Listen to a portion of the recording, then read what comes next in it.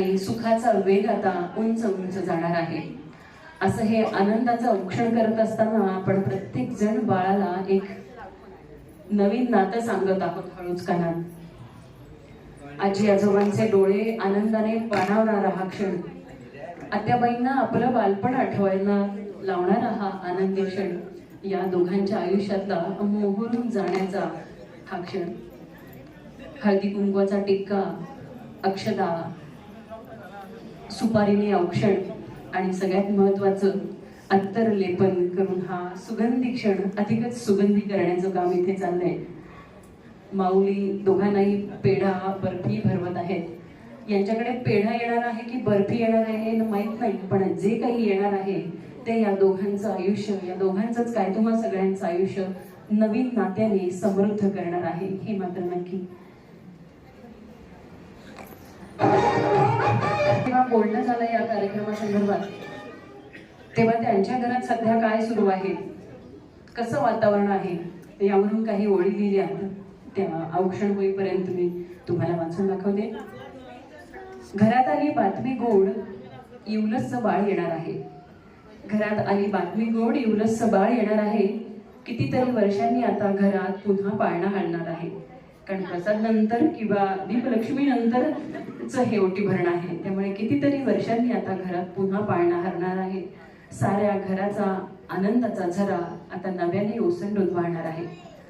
बाबाच्या गाडीच्या स्पीडला नकळतच आता ब्रेक लागणार आहे आणि त्याची गाडी आता रस्त्यावर आपसुकच कडेकडेने आणि सावकाश चालणार आहे. कारण फुललेल्या घरट्याची ओढच आता आहे त्याच्या गाडीला ब्रेक लावणार आहे. आजी आजोबांच्या शिस्तीत आता बराच बदल दिसणार आहे.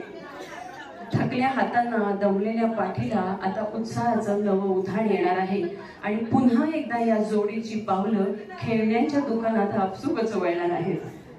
करिअरच्या धावपळीत आई आता जरा निवांत कुठली पण जराशी शांत होणार आहे आणि बाळलीलांमध्ये हरवून बाळातच तिला रामकृष्ण, शिवबा आणि जिजा दिसणार आहे आणि दमल्या स्वरातही आनंदी सुरात जमेल तशी ती अंगाई गाणार आहे. येणारं बाळ काय काय करणार आहे. कामवाल्या मावशी हे फार अवघड प्रकरण असतं बरं का प्रत्येक घरी. तरी सुद्धा कामवाल्या मावशीचा सुद्धा घरी लढा आता अधिकच वाढणार आहे.